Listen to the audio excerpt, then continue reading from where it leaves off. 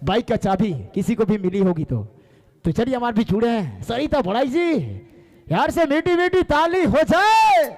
क्या बात है, क्या बात है। और चलो इन्हें हमारे घर राइस का मन पूरा हमारे घर आयो मन भी रिझ लगा थे। वाह कहना कि नचो या के रिझ लगे देखो या के ठेपो जे नाची से बाची। चूंकि हमारे घर रामदयाल मुंडा जी कह रहे हैं कि जे नाची से बाची हमारे लागी आदिवासी, हमारे लागी मूलवासी, हमारे लागी झारखंड वासी, हमारे लागी खूटी वासी। प्रेम से बोलेंगे धरती अब भगवान बिरसा मुंडा की, धरती अब भगवान बिरसा मुंडा की। इसी खूटी जिला से हमारा धरती अब भगवान बिरसा मुंडा का जन्म हुआ था।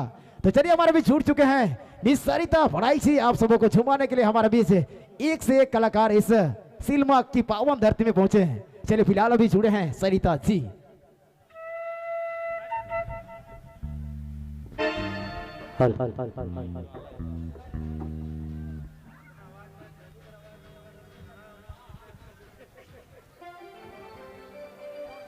हेलो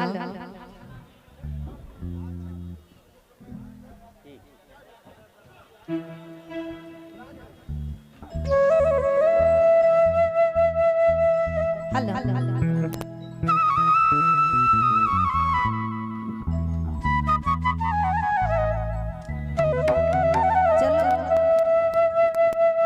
सबसे पहले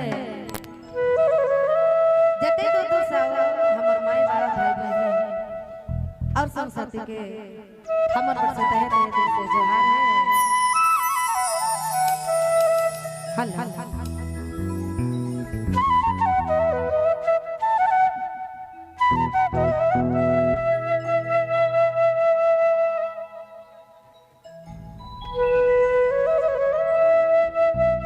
फुलवा